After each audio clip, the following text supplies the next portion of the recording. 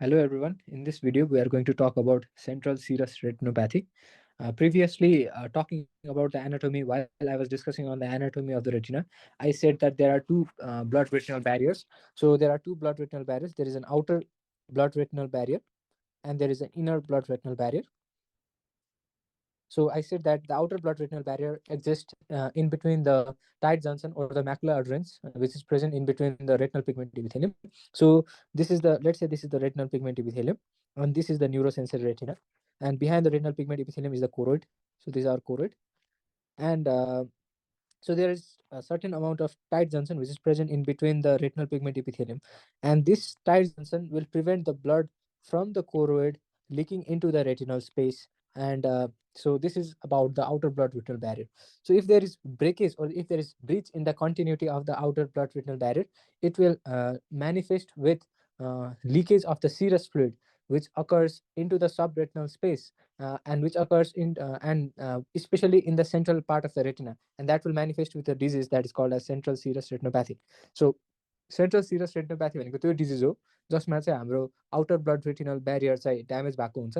Outer blood retinal barrier भन्नाले त्यो tight जन्छन् जुन चाहिँ हाम्रो रेटिनल पिगमेन्ट एपिथेलियमको बिचमा छ, त्यसको ड्यामेज हुने बित्तिकै के हुन्छ भन्दाखेरि हाम्रो कोरोइडबाट भएको भास्कुलेचरबाट there will be starting of leakage. त्यो लिकेज चाहिँ हाम्रो सेन्ट्रल पार्ट अफ द रेटिनामा भइरहेछ, एन्ड यो लिकेज चाहिँ हाम्रो आउटर ब्लड रेटिनल ब्यारियरको ब्रेकडाउन भएर भएको, त्यसलाई जस कारण चाहिँ there is accumulation of the serous fluid in the central part of the retina within the layers of the retina, especially in the pre-retinal space, जसलाई चाहिँ हामी के भन्छौँ सेन्ट्रल सिरस रेटिनोप्याथी भनेर भन्छौँ। So in the next video we'll be talking about the what happens when there is breakage of the inner blood retinal barrier that will manifest with cystoid macular edema. But यो भिडियोमा we'll be focusing on the central serous retinopathy. So central serous retinopathy चाहिँ त्यो disease हो जसमा चाहिँ outer blood retinal barrier breakdown हुन्छ। अब यो ब्रेकडाउन चाहिँ कस्तो मान्छेहरूमा हुन्छ, there are certain risk factor that contributes to the breaking of this blood retinal barrier. अब यसलाई चाहिँ हामीले कसरी पढ्दा हुन्छ भन्दाखेरि, सो यसलाई चाहिँ हामीले what are the risk factor भनेर पढ्दाखेरि चाहिँ अब कुनै पनि मान्छे युजली यसमा चाहिँ हाम्रो रिस्क फ्याक्टरहरूमा चाहिँ एउटा हुन्छ age. So if the age is रफली in between the 20 to 50 years, त्यसमा चाहिँ अलिकति हाई हुन्छ। Usually central serous retinopathy is common in males and the ratio being 3:1। अर्को चाहिँ टाइप ए पर्सनालिटीहरूमा चाहिँ यो कमली देखिन्छ। अर्को कुरा चाहिँ के हुन्छ भने people who are having emotional stress, तिनीहरूमा यो बढी देखिन्छ। अर्को हाइपरटेन्सिभ, अनि अर्को हुन्छ प्रेग्नेन्सी। त्यो सँगसँगै स्टेरोइड इन्टेक र कुसिङ डिजिज, यो दुइटैले पनि के गर्छ भन्दाखेरि हाम्रो रिस्क बढाउँछ। अब यसलाई याद राख्ने तरिका चाहिँ के हो त? सो यसलाई चाहिँ यसरी याद राख्दा हुन्छ कि सो सेन्ट्रल सिरस रेटिनोप्याथीको रिस्क फ्याक्टरहरू चाहिँ कस्तोमा देखिन्छ? युजली यो यङ पपुलेसनमा देखिन्छ। यङ पपुलेसन भनेको कस्तो? 30 देखि 50 वर्षको, युजली मेल्सहरूमा कमन हुन्छ 3:1। अनि त्यो मान्छे जसले स्ट्रेस बढी लिन्छ, सो स्ट्रेस भयो भने के हुनसक्छ त? स्ट्रेस भएको मान्छेमा अथवा स्टेरोइड लिने मान्छेमा कुसिङ डिजिज हुनसक्छ, तिनीहरूमा हाइपरटेन्सन हुन्छ हैन। So people who are in between 30 to 50 years age, अनि युजली मेल्स जसले चाहिँ स्ट्रेस बढी लिन्छ अथवा स्टेरोइड इन्टेक गरेछ, जसमा कुसिङ सिन्ड्रोम छ अथवा जसमा हाइपरटेन्सन छ, अथवा यो मान्छेहरू एकदमै कम्पिटिटिभ माइन्डवाला मान्छे, त्यसै कारण यिनीहरू स्ट्रेस लिन्छ because they are suffering, they are having type A personality. यो सबै रिस्क फ्याक्टर भएको मान्छे, अथवा even it can occur in females, especially pregnant females, यो सबै मान्छेहरूमा के हुन्छ, there is breakage of the outer blood retinal barrier. जब पनि आउटर ब्लड रेटिनल ब्यारियरको ब्रेकेज हुन्छ, ब्रेकेज हुने बित्तिकै के हुन्छ भने there will be starting of leakage of the fluid है। अनि त्यसको कारणले चाहिँ there will be central serous retinopathy. So risk फ्याक्टरमा 20 देखि 50 वर्ष, male, type A personality, emotional stress लिने, hypertensive, steroid intake, Cushing disease with pregnancy, यसरी हामीले याद राख्दा हुन्छ। अब यसमा चाहिँ के हुन्छ भने यो मान्छेहरूमा there is leakage of the के हुन्छ, कोरियो क्यापिलरिजहरूबाट लिकेज हुन थाल्छ, अनि यो लिकेजको कारणले अल्टिमेटली के हुन्छ भने सब रेटिनल स्पेसमा चाहिँ हाम्रो फ्लुइड एकुमुलेट हुन थाल्छ, especially in the central part of the retina, जसलाई हामी सेन्ट्रल सेरस रेटिनोप्याथी भन्छौँ, where there is accumulation of fluid at the macular area and it occurs because of the breach in the outer blood retinal barrier. This outer blood retinal barrier is present in between the RPE, जसको macula adherens, as I've said. अर्को यदि यो broken भयो भने सिरस fluid चाहिँ leak हुन्छ कोरोइडबाट सब retinol स्पेसमा via the chorio क्यापिलरिज, जसलाई हामी सेन्ट्रल सिरस रेटिनोप्याथी भनेर भन्छौँ। सो यो डिजिजमा चाहिँ there is mild collection fluid in the sub retinal space, त्यसै कारणले there will be shallow retinal detachment. Shallow मतलब पुरै रेटिना नै डिट्याच चाहिँ हुँदैन, र सर्टेन एरियामा जहाँ फ्लुइड एकुमुलेट भएर त्यो दुईटा एरिया रेटिनालाई चाहिँ यसले न्युरोसेन्सरी र पिगमेन्ट एपिथेलियमलाई यसले सेपरेट गर्छ, अनि त्यो एरियामा there will be shallow retinal detachment है। अब कुनै पनि मान्छेलाई सेन्ट्रल सिरस रेटिनोप्याथी भयो भने त्यसले सर्टेन साइन एन्ड सिम्टम लिएर आउँछ। तर त्यो साइन एन्ड सिम्टम जानुभन्दा अगाडि we should know that there are two forms of central serous retinopathy. So जसमा चाहिँ एउटा भनेको चाहिँ हाम्रो एक्युट फर्म हो, अर्को भनेको चाहिँ हाम्रो के हुन्छ भने अर्को भनेको हाम्रो क्रोनिक फर्म हो। सो एक्युट फर्म भनेको चाहिँ usually the disease is present, यो मान्छेलाई suppose breakage of the outer blood retinal barrier भयो, जस कारण चाहिँ साइन एन्ड सिम्टम लिएर 3 देखि 6 महिनाभित्रै आयो भने त्यसलाई हामी के भन्छौँ भन्दाखेरि एक्युट सेन्ट्रल सिरस रेटिनोप्याथी भन्छौँ। यो चाहिँ के भन्छ भने इट विल रिजल्भ स्पोन्टेनियसली के। सो एउटा पेसेन्ट आएको छ जसको ब्रेकेज भयो आउटर ब्लड रेटिनल ब्यारियरमा, there correction of the serous fluid in between the RP and the neurosensory retina in the sub retinal space. अनि त्यो कारणले चाहिँ के भन्दाखेरि स्यालो रेटिनल डिट्याचमेन्ट भएको छ, जस कारण भिजुअल कम्प्लेन लिएर यो मान्छे आएको छ and he usually presented within 3 to 6 months। भनेपछि हामीले उसलाई के गर्नुपर्छ, काउन्सिलिङ गर्नुपर्छ। युजली यसमा आत्तिनु पर्दैन, हजुर अगाडि नै प्रेजेन्ट गर्नुभएको छ, probably the fluid will be आफै रिजल्भ भइहाल्छ, एब्जर्ब भइहाल्छ। So it will resolve spontaneously है। तर यसमा सर्टेन ट्रिटमेन्ट हामी एडभाइस गर्छौँ, त्यो अहिले एकछिनमा कुराहरूमा। अर्को हुन्छ क्रोनिक फर्म। क्रोनिक फर्म भनेको चाहिँ यसमा चाहिँ के हुन्छ भने if the patient is presenting with the complain for a duration of more than 12 months, त्यसलाई हामी क्रोनिक भन्छौँ।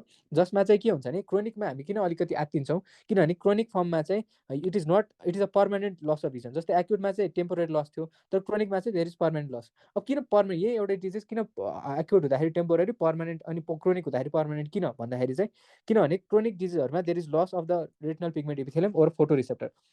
सो जब डिजिज क्रोनिक टाइम्समा प्रोग्रेस हुन्छ, यसले ग्रेजुअली रेटिनल पिगमेन्ट एपिथेलियम अथवा फोटो रिसेप्टरको ड्यामेज गर्दै जान्छ।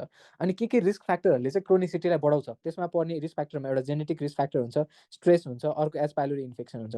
These are the risk factor जसले चाहिँ के हुन्छ क्रोनिसिटीलाई बढाइदिन्छ। अब यो मान्छेमा के भएको छ भन्दाखेरि हाम्रो एउटा डायग्रामबाट बुझौँ। So this is our eyeball होइन, अनि त्यसपछि यो एरियामा हाम्रो रेटिना छ, अनि यो सेन्ट्रल एरियामा रेटिना चाहिँ के छ भने अगाडि बल्ज भएको छ because there is collection of a serous fluid होइन। जस कारण चाहिँ अब कहिले कहिले लाइट यहाँ आउँदाखेरि के हुन्छ भने युजली इमेज त यहाँ बन्नुपर्ने हो, तर इमेज के हो अगाडि नै बनिरहेको छ, जस कारण चाहिँ के हुन्छ there is blurring of vision हुन्छ क्या है। So there is blurring of vision. So यसमा कम्प्लेन के हुन्छ, युजली पेसेन्टले के कम्प्लेन लिएर आउँछ, ब्लरिङ अफ भिजन भएर आउँछ, अथवा पेसेन्टले डिस्टर्बेन्स इन द भिजन लिएर आउन सक्छ। डिस्टर्बेन्स अफ भिजन चाहिँ किन हुन्छ भन्दाखेरि अब रेटिना चाहिँ एकै शरीरमा आउँछ भन्ने छैन नि त होइन। सो रेटिना यसरी नै आउँछ भन्ने छैन। सो रेटिनामा त्यो बल्जिङ क्यान बी यस्तो नै हुनसक्छ, यसरी नै हुनसक्छ। एन्ड बिकज अफ द बल्जिङ होइन, जस कारण image formation that occurs in the retina is irregular के, जस कारण चाहिँ यो मान्छेमा के हो इमेज चाहिँ रेगुलर बन्दैन, जस कारण चाहिँ यो पेसेन्टले के कम्प्लेन ल्याउँछ त मेटामर्फोप्सियाको कम्प्लेन लिएर आउन सक्छ है। अथवा उसले इमेजै सानो सानो बनेको भनेर नि कम्प्लेन लिएर आउन सक्छ, जसलाई हामी माइक्रोप्सिया भनेर भन्छौँ।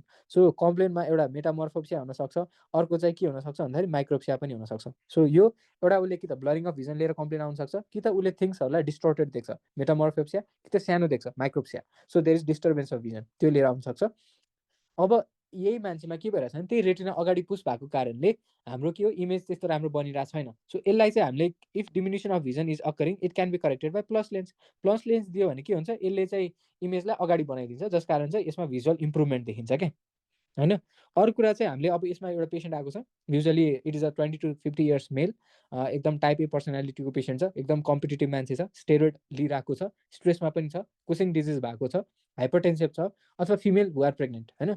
यो पेसेन्टले युजली डिस्टर्बेन्स अफ भिजन र ब्लरिङ अफ भिजनको कम्प्लेन लिएर आएको छ।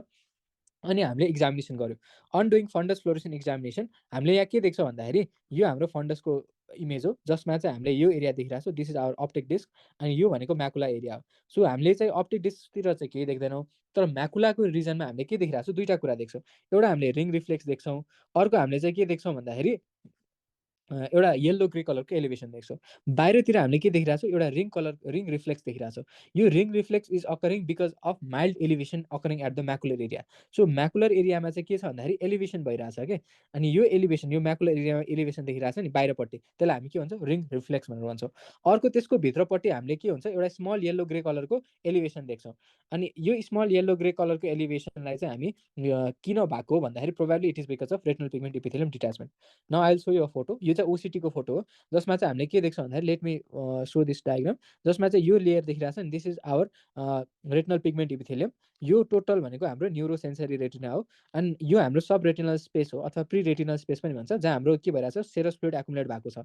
अनि यसको कारण चाहिँ के हो, यो फ्लुइड यहाँ एकुमुलेट भएको कारणले चाहिँ हामीले यो एउटा के देख्छौँ भने म्याकुलर एरियामा एलिभेसन देख्छौँ, जसलाई हामी रिङ रिफ्लेक्स भन्छौँ।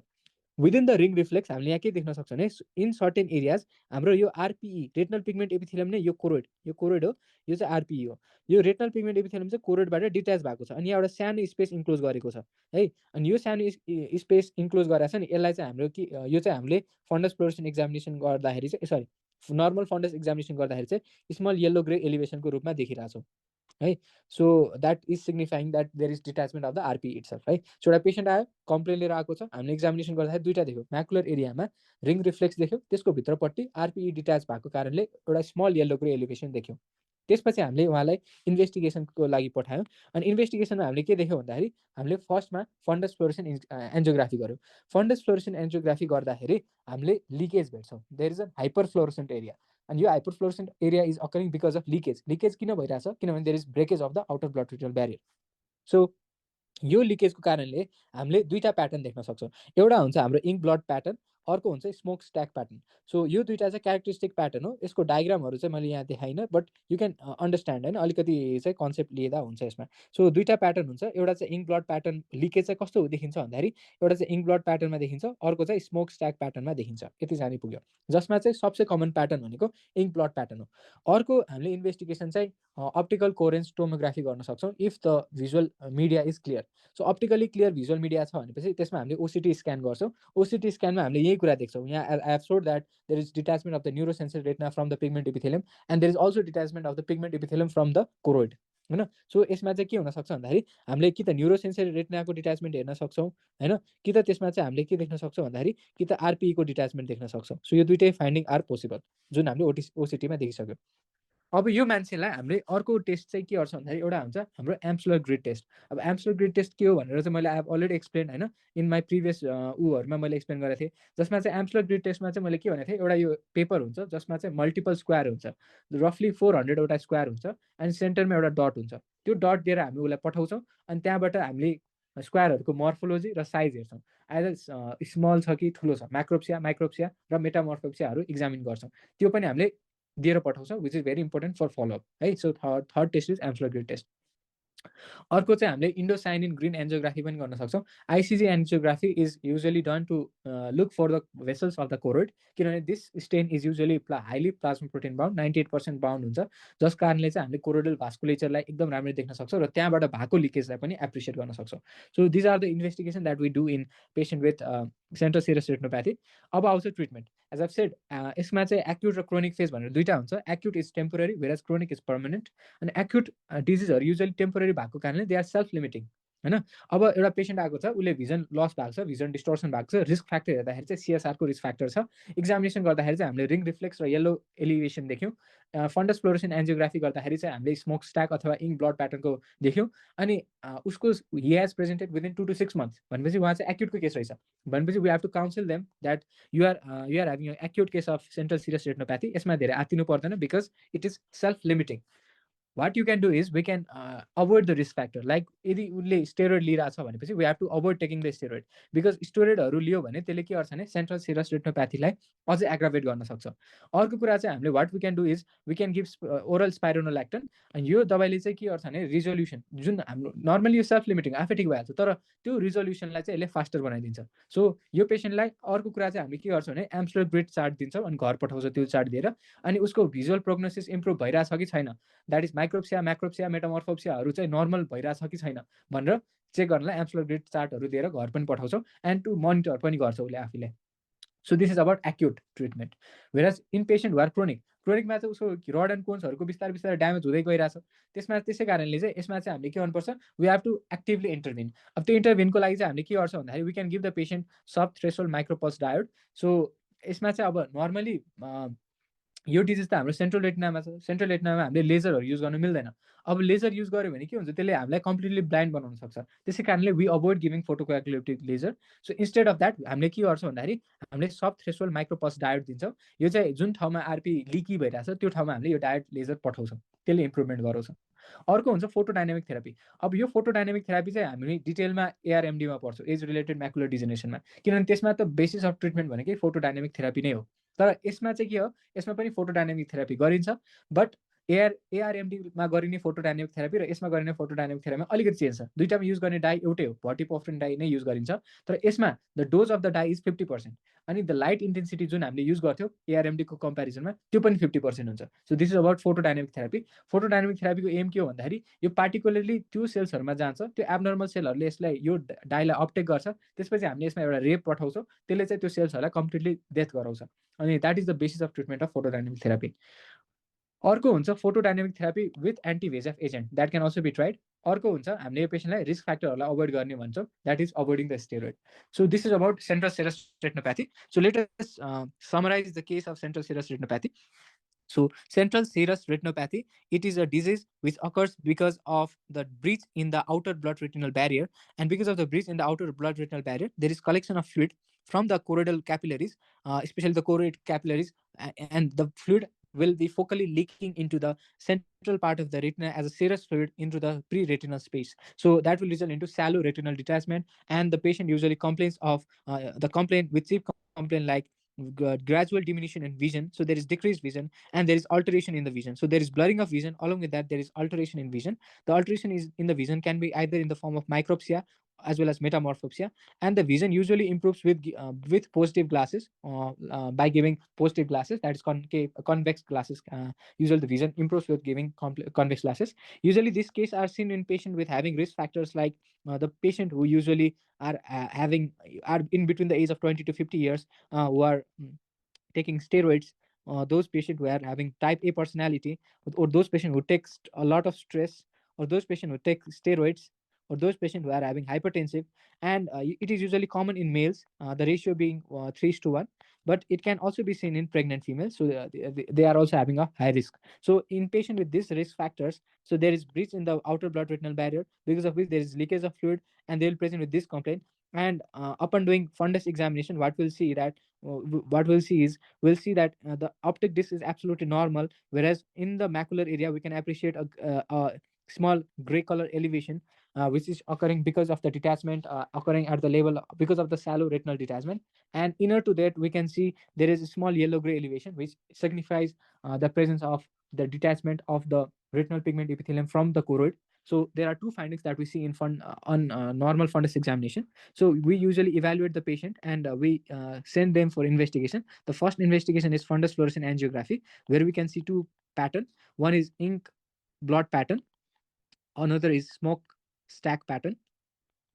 The ink blot pattern being the more common variety. We can also perform optical coherence tomography in this patient. And in these people, on doing this, we can find that the choroid is absolutely normal, and the retinal pigment epithelium is slightly detached in around here. And we can see that neurosensory retina is detached focally in this point. So there is detachment of the neurosensory retina, which is seen in OCT. So these are the investigation that we do in this patient, and along with that we can also perform next so we can see this OCT chart. The next investigation is absolute grid test. Absolute grid test can also be given, and it is usually given for follow-up facilities as well, so that to monitor the visual prognosis and to monitor the visual improvement. The next investigation is indocyanine green angiography. Indocyanine green angiography will usually visualize the choroidal vasculature. So there are two varieties of central serous retinopathy. One of them is an acute variety, and the next one is a chronic variety. Acute is if patients are usually presenting within the period of 2 to 6 months, then we usually categorize them under the acute variety. We should be thankful to these patients because these cases are usually self-limiting and they are temporary. So 2 to 6 months, self-limiting and temporary. So this patient, they usually do not require treatment. But what we do is that we provide them with amsler grid chart, and to monitor the visual prognosis, we ask them to avoid the risk factor by avoiding taking the steroids and avoiding stress and decrease and to control hypertension. And we also provide them with spironolactone, and spironolactone has shown some benefit by regressing or by increasing the fast resolution of the disease. And for the chronic patient we have to be it is quite dangerous in this patient, because chronic patient usually they have a permanent damage to the rod and cones and even to the retinal pigment epithelium. And this patient usually present within a period after the period of 12 months. And the treatment that we suggest them is to undergo anti-VEGF therapy, along with that photodynamic therapy. This is the mainstay of treatment, and we can also advise them to undergo photodynamic therapy by still alone, right? And we can also advise them to undergo a therapy called as soft threshold micropulse diode. So this is about central serous retinopathy. Thank you very much.